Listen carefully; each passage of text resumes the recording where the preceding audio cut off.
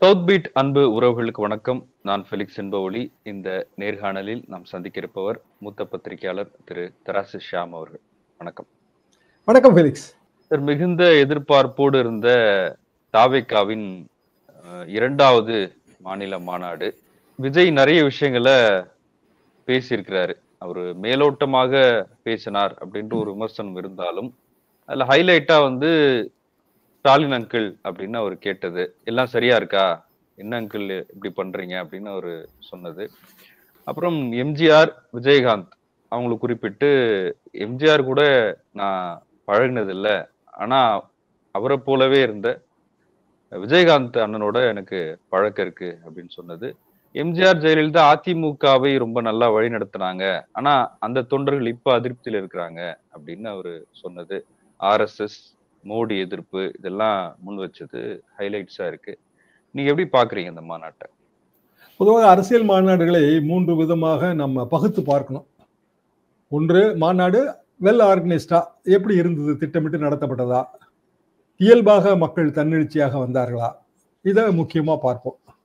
எங்க காலகட்டத்தில் கான்ஃபரன்ஸுங்கிறது எப்போதுமே 2 நாள். முதல் நாள் நைட்டு, ஈவினிங், அப்புறம் நைட்டு, அப்புறம் மறுநாள். தீர்மானங்கள்லாம் போடுவதற்கு தனி குழு இருக்கும்.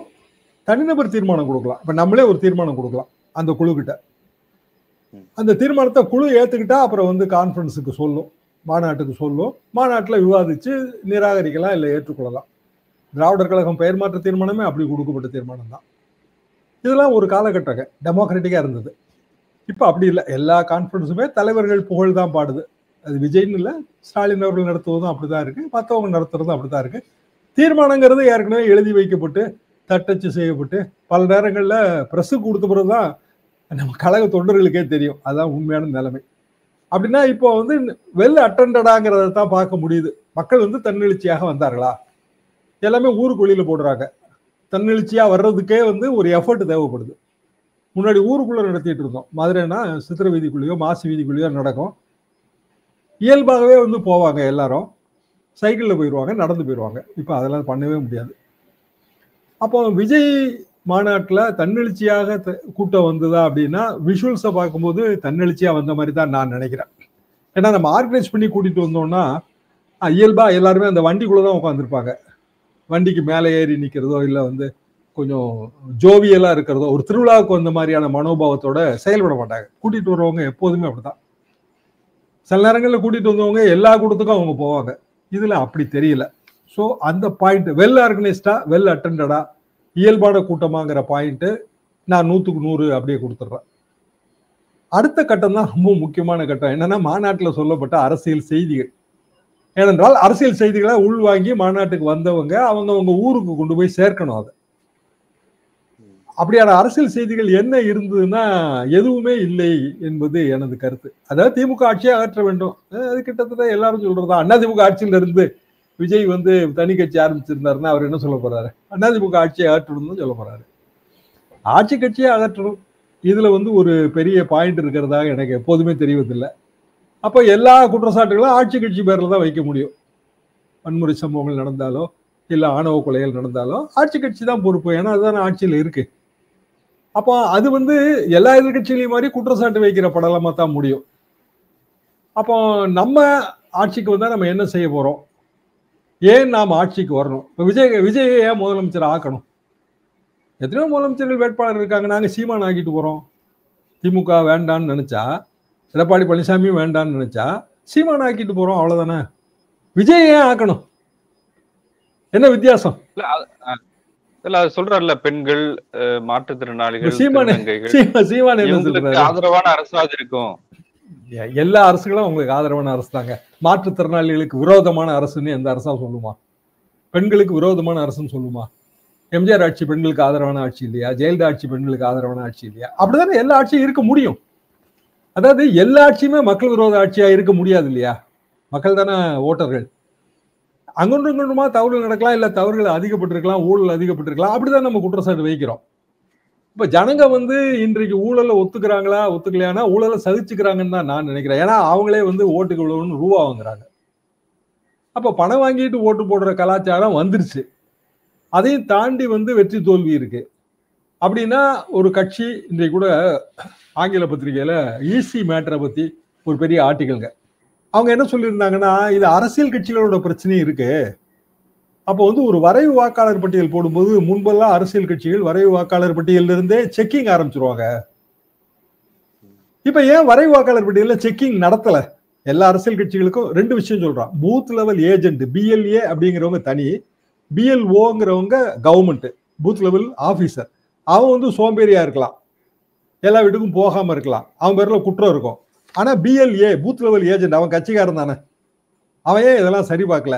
ஏனென்றால் இப்போ வந்து அந்த லோயர் லெவலுக்கு கட்சிகள்ல மரியாதை இல்லைன்னு ஆயிப்போச்சு.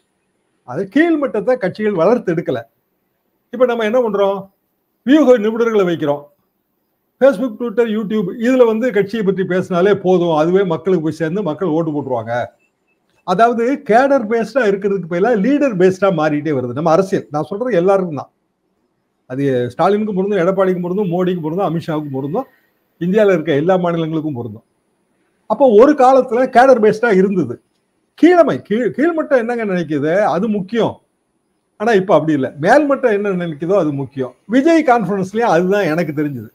அதாவது ஒரு கீழ்மட்டத்துல ஒரு ஸ்ட்ராங்கான பொலிட்டிக்கல் பார்ட்டியை வளர்த்து எடுத்தோம்னா தோல்விகளுக்கு வந்து அந்த பொலிட்டிக்கல் பார்ட்டி தளராது.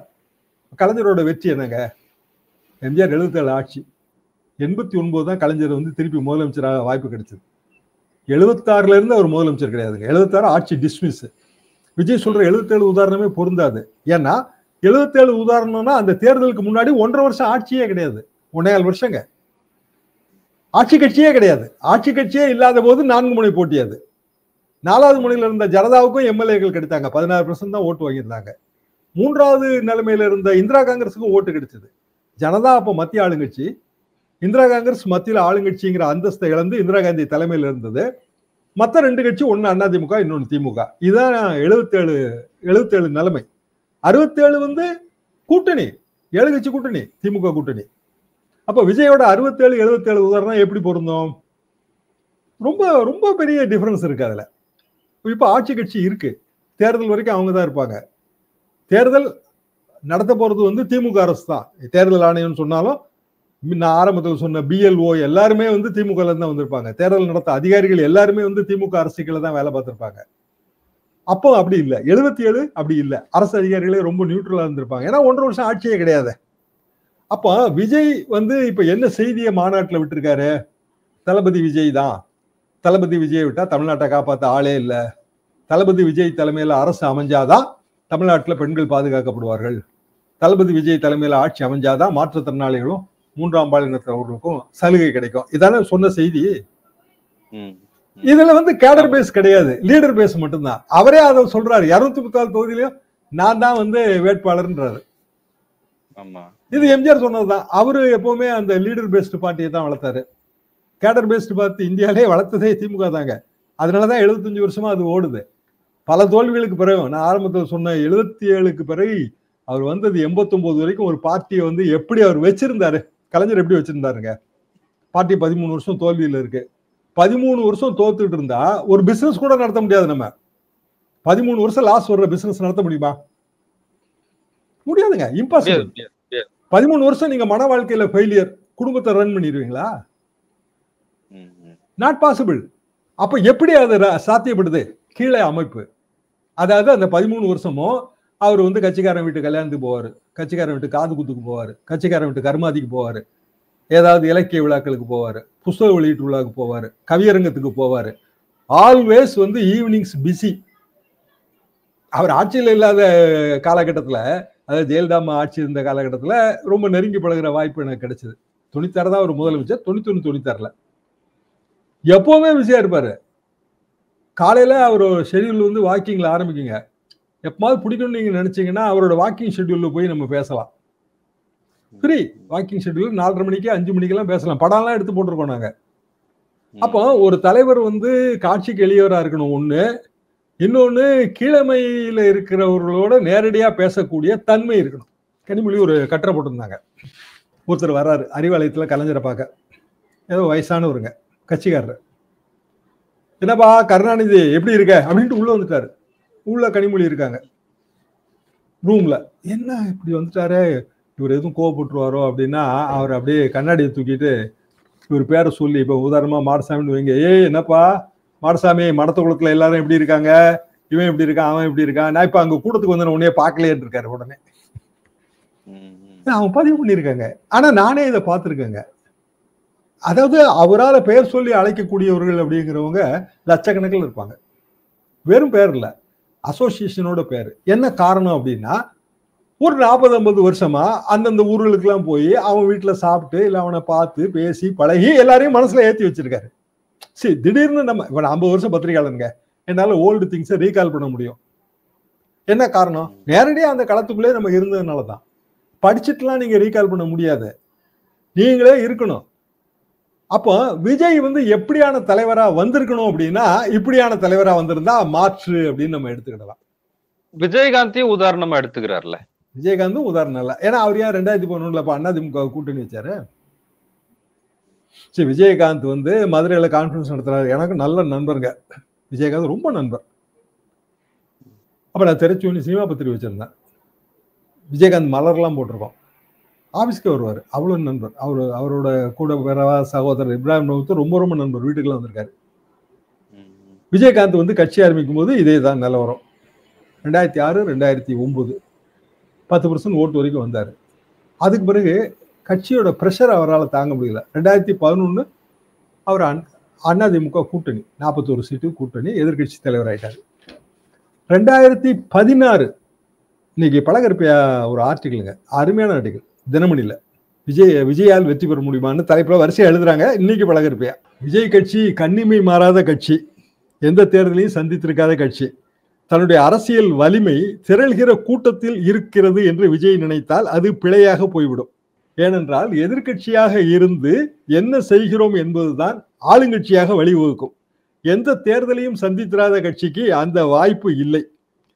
2 கட்சிகளுக்கும் மாறி மாறி வாக்களிப்பதில்லை என்கிற ஒரு கூட்டம் எப்போதுமே தமிழ்நாட்டில் 3வதாக சிறிது அறிமுகத்தோடு நிற்கிற ஒரு கட்சிக்கு வாக்களிக்கும், விஜயகாந்த் கட்சி அல்லது சீமான் கட்சி. இப்போ இதை நம்பி 3வது அணியாக பல கட்சிகளை சேர்த்துக்கொண்டு ஆட்சியை பிடிக்க முயன்ற விஜயகாந்த் கட்சி நடுக்கடலில் மூழ்கிவிட்டது. அதே இடத்தில் மதுரையில அதே மாதிரியான அரசியலை கையில் எடுத்துக்கொண்டு விஜய் இப்போது நிற்கிறார். சேரவாரீர் என்கிற அவரது குரலுக்கு செவிசாய்ப்போர் யாரும் இல்லை. எல்லா கட்சியும் வாங்க வாங்க, நான் அதிகாரத்துல பங்கு தரேன், ஆட்சியில பங்கு தரேன் என்று சேரவாரீர் என்கிற அவருடைய குரலுக்கு செவிசாய்ப்பார் யாரும் இல்லை. எல்லா கட்சிகளுக்கும் அமைச்சர் பதவி தருகிறேன் வா என்ற அல்வா ஆசையூட்டியும் செவிசாய்ப்போர் யாரும் இல்லை. கட்சி குறித்த மதிப்பீடு பற்றி அறிவதற்கு, விஜய் கட்சி குறித்த மதிப்பீடு பற்றி அறிவதற்கு இது ஒன்றே போதுமானது. வலிக்காமல் திமுக அரியணை ஏறுவதற்குத்தான் இத்தகைய சிதறுண்ட முயற்சிகள் பயன்படும். கடைசியில முடிக்கிறாரு, குதிரைகள் கிடைக்காத நிலையில் கழுதையில் ஏறுவதுதான் இயல்பு. இது பல ஆர்டிகளுங்க. ரொம்ப எனக்கு ரொம்ப இம்ப்ரெசிவா இருந்துச்சு. என்ன சொல்றேன்னா, எதுக்காக சொல்ல வரேன் அப்படின்னா, நான் ஒரு எஸ்டிமேட் போட்டேன். 3 லட்சம் பேர் தன்னெழுச்சியா வந்தாங்க, இளைஞர்கள், மாற்றுக்கிறதே இல்லை. இந்த 3 லட்சம் பேர் வந்த இந்த கூட்டத்தை இன்னும் ஒரு 7 அல்லது 8 லட்சம் பேர் டிவிக்கள் மூலமாக பார்த்து அவங்களும் விஜய் ஆதரவா இருந்திருப்பாங்க. ஆதரவு மனோநிலை கூட போயிருப்பாங்க. 10 இருந்து 15 லட்சம் பேர், அதாவது நேற்றைய மதுரை மாநாட்டோட அரசியல் நீட்சி என்பது 15 லட்சம் வாக்காளர்கள் அப்படின்னு நம்ம ஒரு குத்து மதிப்பான கணக்கு எடுக்கலாம். 15 லட்சம் வாக்காளர்கள் 234 தொகுதியில் இருக்காங்க. இந்த 15 லட்சம் பேரும் ஆளுக்கு 3 ஓட்டு கேன்வாஸ் பண்ண முடியுதுன்னு வச்சுப்போம். அவன் வீட்டில் போய் சொல்லுவான், ஆமா நீ விஜய் கட்சிக்கு தான் ஓட்டு போடணும், அக்கா நீ விஜய் கட்சிக்கு தான் ஓட்டு போடணும். இப்படி 3 ஓட்டை கேன்வாஸ் பண்றான் ஒருத்தன். 15 லட்சம் பேரை சொல்றேன். அப்ப 45 லட்சம் ஓட்டு, இன்னும் ஒரு 5 லட்சம் எக்ஸ்ட்ரா, 50 லட்சம் ஓட்டுங்க. 50 லட்சம் ஓட்டு சாத்தியம்னா தமிழ்நாட்டில் 6 கோடி வாக்காளர்கள். 6 கோடி வாக்காளர்கள் எத்தனை சதவீதம் வரும்? சரி, ஒரு 4-4.25 கோடி பேர் ஓட்டு போடுவாங்க. 4 கோடி 4.25 கோடி ஓட்டுல அது எத்தனை சதவீதம் வரும்? ஹார்ட்லி 10% தான் வரும். சோ எதுவா இருந்தாலும் 10 to 15% தான். அதுல சீமான் வேற இருக்காரு. சீமானோட அட்வான்டேஜ் எதுவா இருந்ததுன்னா, முதல்ல சீமானுக்கு ஓட்டு போடணும்னு ஒரு நடுத்தர வயதுக்காரர்கள் நினைத்தார்கள், இளைஞர்கள் நினைக்கல. நடுத்தர வயதுக்காரர் முதல்ல அவர் வரும்போது, அப்ப அவங்களோட குழந்தைகளுக்கு, அதாவது ஓட்டு போடுற வயது வர்ற அந்த 18 வயசு பூர்த்தியான மகனுக்கோ மகளுக்கோ முதல் தடவையா ஓட்டு போட போற, எதுக்கு திமுக அதிமுக ஓட்டு போடணும்? சீமானுக்கு போடு. கண்ணார பார்த்ததுதாங்க. சீமானுக்கு போடு. சரி, அப்பா அம்மா சொல்றாங்க சீமானுக்கு போடுவோம். இப்படி போட்ட ஓட்டு தான் நீங்க 8% வந்திருக்கு பல தேர்தல்களை சந்திச்சு. இந்த முதல் முறை சீமானுக்கு அப்ப போட்ட வாக்காளர்கள் அதே மாதிரியான மனநிலையில் உள்ள இன்றைய 18 வயசு 20 வயசு விஜய்க்கு போடும். எனக்கு மாற்றுக்கிறது இல்லை. அதுல விஜய்க்கு போடும்போது கால்குலேஷன்ங்கிறது இவ்வளவுதானே வரும். வேற எப்படி வரும்? எப்படி ஆட்சியெல்லாம் பிடிக்க முடியும்? வாய்ப்பு ஒரு கூட்டணி கட்சியில சேர்றது வாய்ப்பு. சினிமா நட்சத்திரங்களுக்கான இயல்பான ஈகோ அப்படி கூட்டணி சேர விடாது. அதனாலதான் குதிரையில ஏறாட்டாலும் பரவாயில்ல, கழுதையில ஏறினா போதும் என்கிற மனோபாவம். இப்ப ஆட்சியை பிடிக்கிறது அது அடுத்த கட்டம். இப்ப இருக்கிற ஆட்சியில இருக்கிறவங்கள டிஸ்டர்ப் பண்றது இருக்குல்ல. இப்ப நேத்து ஸ்டாலின் அங்கிள் அப்படின்னு டைரக்டா சொன்னது, மோடிஜிய பேர் சொல்லி சொன்னது. இது வரைக்கும் அவர் பேர் சொல்ல மாட்டேங்கிறாரு, மேலோட்டமா பேசுறாரு, யாரும் சொல்ல மாட்டேங்கிறாரு விமர்சனங்கள்லாம் இருந்துச்சு. இப்ப நேத்து நிறைய விஷயங்களை போட்டு வெளிப்படையா உடைச்சிருக்காரு. இப்ப அது ஒரு ஒரு தாக்கத்தை ஏற்படுத்தாதா? தாக்கத்தை ஏற்படுத்துங்க. என்ன தாக்கம்? இப்போ பிஜேபிக்கு எதிரான மனநிலை இருக்குல்ல, அதுல தாக்கத்தை ஏற்படுத்தும். அந்த ஓட்டை தான் எடுக்கணும்ல. இப்ப மோடி அவர்களுக்கு எதிரான கருத்தை சொல்றது மூலமா மோடி எதிர்ப்பாளர்கள் எல்லாருமா விஜய்க்கு ஓட்டு போடுவாங்களா? மோடி எதிர்ப்பு கருத்து உடையவர்கள் அல்லது பிஜேபி எதிர்ப்பு கருத்துன்னு வச்சுக்கிட்டோம். பிஜேபி எதிர்ப்பு கருத்து உடையவர்கள் போடுவதற்கு நிறைய கட்சி இருக்கு. திமுக அதுல முன்னணியில இருக்கு. அப்ப எல்லாரும் விஜய் வெறுமனே நம்ம ஏத்து பேசுறதுனால மட்டும் நமக்கு ஓட்டு போடுறோம்னா சீமானு எத்தனை முறை ஜெயிச்சிருக்கணும்? அப்போ இது வரைக்கும் ஒரு 2-3 டேம் முதலமைச்சராகவே ஆயிருக்கணும்.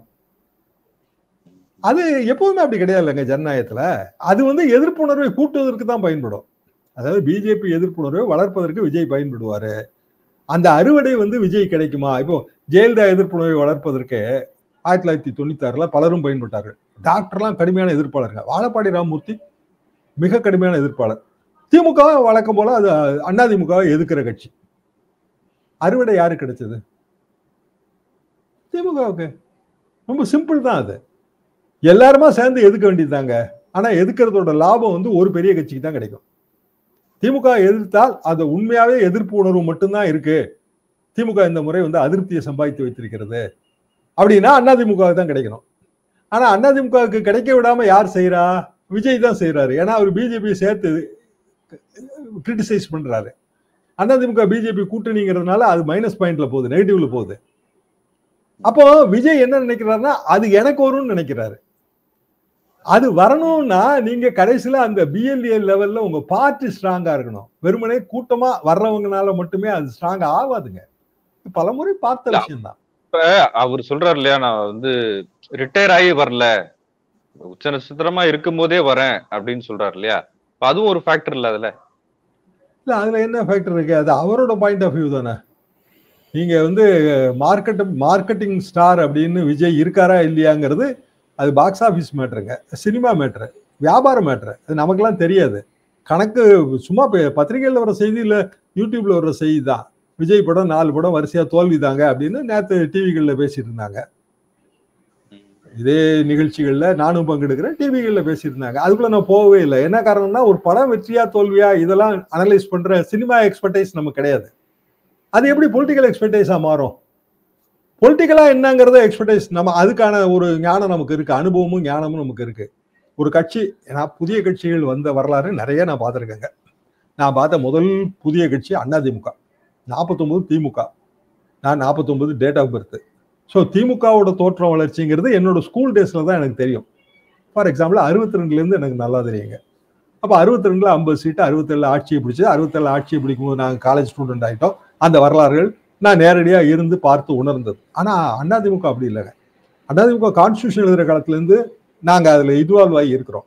வெளியில் நிற்போம், ஆர்வத்தோடு இருப்போம், போகணும்னு நினைப்போம். அது வேற காலகட்டம். திமுக எதிர்ப்பதோட நோக்கம். அப்போ திமுக எதிர்ப்பை அதிமுக மட்டுமா பண்ணுச்சு? காமராஜர் தலைமையிலான ஸ்தாபன காங்கிரஸுங்க அதானங்க அப்போ பெரிய அளவுக்கான எதிர்கட்சி. வசதியா மறந்துடுறாங்க. அப்போ திமுக ஆட்சி 71ல வருது, மிகப்பெரிய மெஜாரிட்டியோட. 72ல கட்சி பிளவுபடுது. அப்போ பெருந்தலைவர் காமராஜர் அவர்கள் இருக்கிறார்கள். அவர்கள் தான் திமுகவின் பெரிய விமர்சகர்கள். மூதறிஞர் ராஜாஜி அவர்கள் இருக்கிறார்கள். அவர்கள் தான் திமுகவின் பெரிய விமர்சகர்கள். லாபம் யாருக்கு கிடைச்சது அப்படின்னா எம்ஜிஆர் கிடைச்சது. இந்திரா காந்தி இருக்காங்க ஆட்சி. திண்டுக்கல் தேர்தல் சரி கட்சி ஆரம்பிக்கிறோங்க, 6 மாசம் 4 மாசத்துல ஒரு தேர்தல் வருது. வசதியான விஷயம் என்னன்னா, நாங்க இப்பதாங்க ஆரம்பிச்சிருக்கோம், இடைத்தேர்தல் எல்லாம் போட்டி போட முடியாது, ஒதுங்கிறது அரசியல் ரீதியா வசதியான விஷயம். எம்ஜிஆர் ஒதுங்கினாரா அப்படியே திண்டுக்கல் இடைத்தேர்தல்ல? போட்டி போட்டாரு, ஜெயிச்சாரு. வரிசையா அடுத்தடுத்த இடைத்தேர்தலில் ஜெயிச்சாரு. பாண்டிச்சேரியில வந்து ஆட்சியை பிடிச்சாச்சு.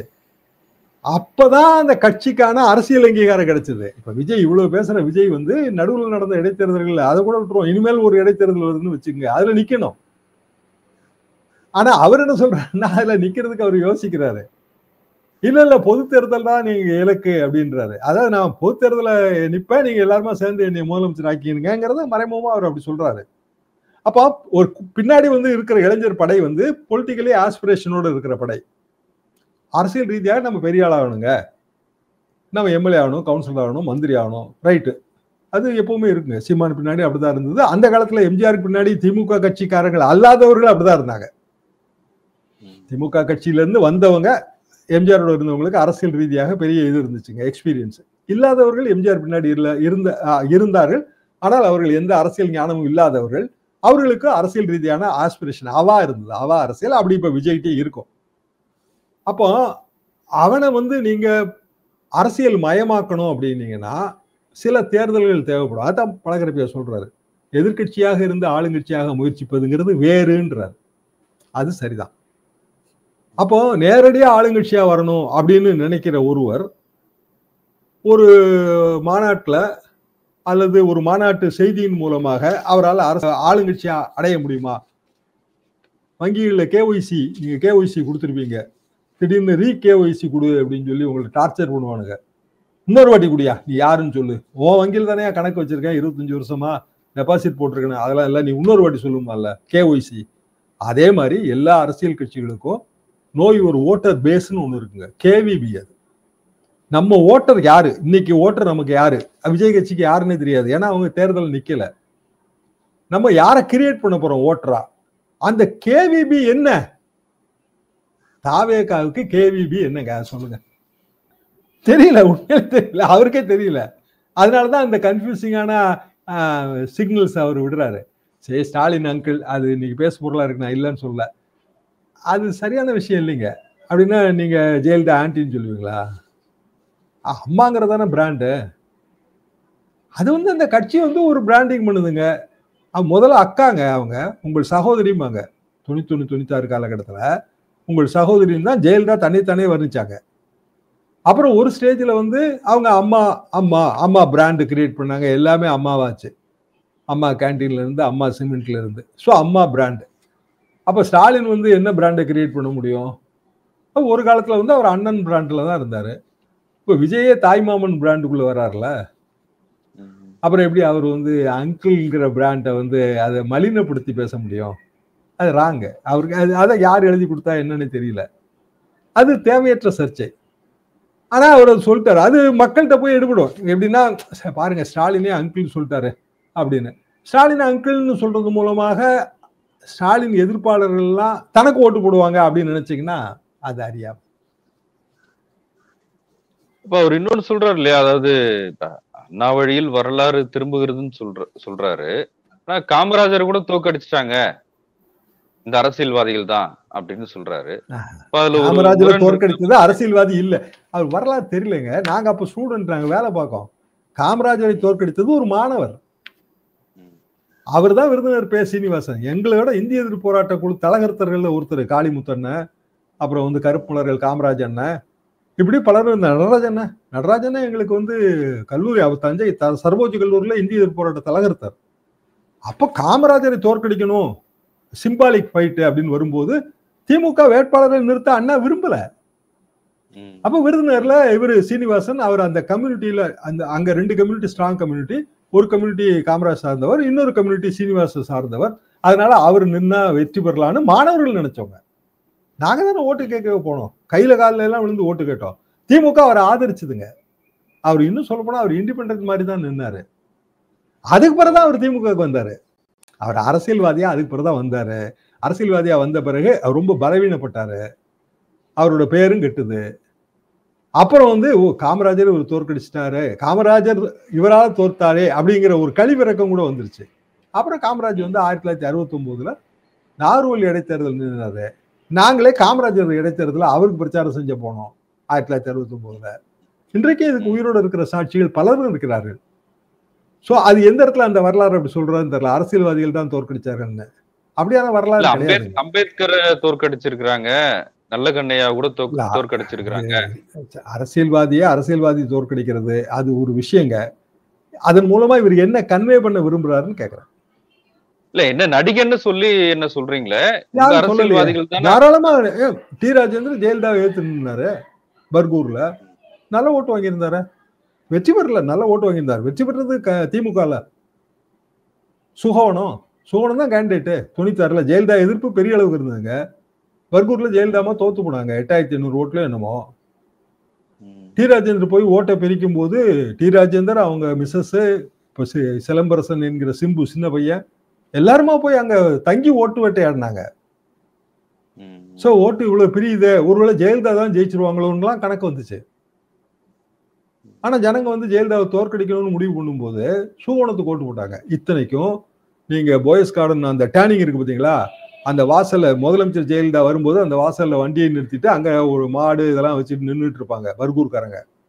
அவங்களுக்கு வந்து பயனாளிகள், அது தொகுதி பயனாளிகள், முதலமைச்சர் சொந்த தொகுதியில இன்னென்ன பயனாளிகள், அவங்களுக்கு வந்து இதெல்லாம் கொடுத்தோம் அப்படின்னு சொல்லி 2 நாளைக்கு ஒருக்க 3 நாளைக்கு ஒருக்க டிஏபிஆர் போட்டோ அனுப்பும். பர்கூரை ஸ்பெஷலைஸ் பண்ணி வேலை பார்த்தாங்க. கொளத்தூர்ல எப்படி ஸ்டாலின் வேலை பார்க்கறோ அதே மாதிரிதான். வெற்றி பெறல. ஏன்னா அதிருப்தி மிக அதிகமாக இருந்தது. அதாவது நான் என்ன சொல்ல வரேன், சினிமா நடிகராகவும் பெரிய அளவுக்கு புகழோட உச்சத்திலையும் இருந்த நட்சத்திரங்கள் போய் அங்க தங்கி கேண்டிடேட்டா நின்ன பிறகும் கூட வெற்றி பெறல. வரலாறு கொஞ்சம் விசித்திரமானதுங்க. தேர்தல் வரலாறுகள் விசித்திரமானது. ஒவ்வொரு தேர்தலும் வெவ்வேறு மாதிரியானது. விஜய் வந்து ஒரு மாநாடு மூலமாகவே வெற்றி அடையலாம்னு நினைக்கிறது பைத்தியகாரத்தனம். மாநாடு நடத்துறதாங்க வந்து திமுகவுக்கு அதிமுகவுக்கு முழு நேர பணியே. எத்தனை மாநாடுகளாக போயிருப்போம். அதெல்லாம் வெற்றிக்கெல்லாம் வழிவகுக்காதுங்க. ஒரு அவேர்னஸை கிரியேட் பண்ணும். நான் என்ன சொல்ல வரேன் அப்படின்னா, அந்த அவேர்னஸுமே ஃபெயிலியர் ஆயிடுச்சு.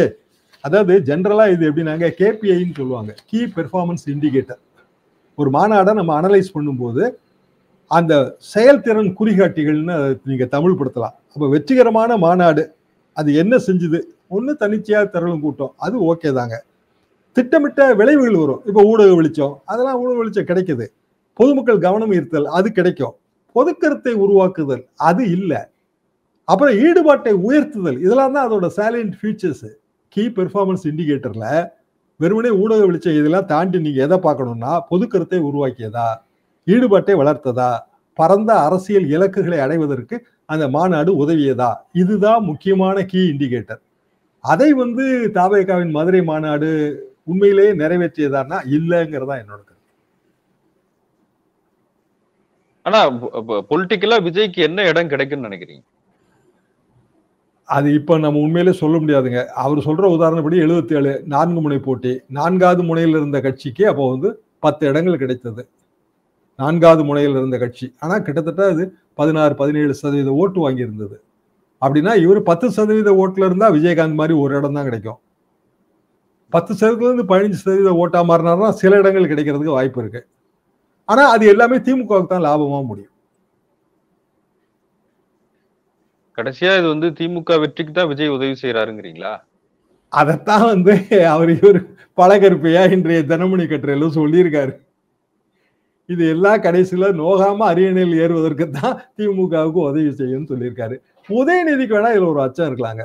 என்ன காரணம்னா, அந்த விஜய் அளவுக்கான அந்த ஈர்ப்பை உதயநிதி கிரியேட் பண்ண முடியாது. அவர் சினிமா ஸ்டார் தான், அவர் அரசியல் தலைவர் ஆயிட்டாரு. ஆனா இந்த மாதிரியான ஒரு தன்னிச்சையா திரளுகிற கூட்டம் சொன்னல, நான் கீ பெர்ஃபார்மன்ஸ் இண்டிகேட்டர்ல முதல் பாயிண்ட் சொன்ன பாருங்க, தன்னிச்சையாக திரளுகிற கூட்டம் அது முக்கியம். கேபிஐல வந்து அது முக்கியமான பாயிண்ட். அது வந்து உதயநிதி கிடைக்காது. அப்ப உதயநிதிக்கான அரசியல் போட்டியாக விஜய் எதிர்காலத்துல வருவாரோ அப்படிங்கிற அந்த ஒரு அச்சம் ஏற்படலாம். அதுக்கு வாய்ப்பு இருக்கு. அப்ப விஜயோட டார்கெட்டே உதயநிதியா கூட இருக்க வாய்ப்பு இருக்கு. ஏனென்றால் ஒரு காலகட்டத்துக்கு பிறகு அப்படிதானங்க வர முடியும். ஒரு 10 வருஷம் கழிச்சு அரசியல் காலத்தை நம்ம நினைச்சு பார்ப்போமே. எங்களை மாதிரி மூத்த பத்திரிகையாளர்கள்லாம் இல்லாம போயிருப்பாங்க. அரசியல்வாதிகள் இன்றைக்கு இருக்கிற அரசியல்வாதிகள்ல யார் யாரெல்லாம் வந்து களத்திலேயே நீடிப்பாங்கன்னு எனக்கு ஒரு கணக்கு இருக்கு. சீமான் நீடிப்பாரு. பிற அரசியல்வாதிகள் இப்போ இள வயதுக்காரர்கள், இப்போ எடப்பாடி பழனிசாமி அவர்கள் 10 வருஷம் கழிச்சு நீடிப்பாரான்னா நான் இல்லைன்னு தாங்க நினைக்கிறேன். திரு ஸ்டாலின் அவர்களே நீடிப்பாரான்னா நான் இல்லைன்னு தான் நினைக்கிறேன். ஆனா உதயநிதி அவர்கள் இருப்பார்கள். ஏஜ் தான் மேஜரா. ஸோ நீங்க அந்த 50 இயர்ஸ் ஏஜ் குரூப்ல பார்க்கும்போது அண்ணாமலை இருப்பாருங்க. அப்போ யாரோட காம்பீட் பண்ண போறாரு அப்படின்னா 10 வருஷம் கழிச்சு வரப்போகிற அன்றைய காலகட்டத்தில் ஒரு 50-60 வயது கூட இருக்கக்கூடிய தலைவர்களோட தான் அவர் காம்பீட் பண்ண முடியும். அப்படியான தலைவர் லிஸ்ட் இன்னைக்கு என்னென்ன இருக்குங்கிறது நம்ம எல்லாருக்குமே தெரியும். அப்ப அவங்களோட காம்பீட் பண்ணும்போது இந்த விஜயோட கட்சி அது இதே மாதிரியான வலிவோடும் வனப்போடும் ஈர்ப்போடும் தெளிமையானால் அதற்கான ஒரு எதிர்காலம் வரும். நன்றி சார். பல்வேறு விஷயங்களை பகிர்ந்துக்கிட்டீங்க. உங்களுடைய நேரத்துக்கு மிக்க நன்றி.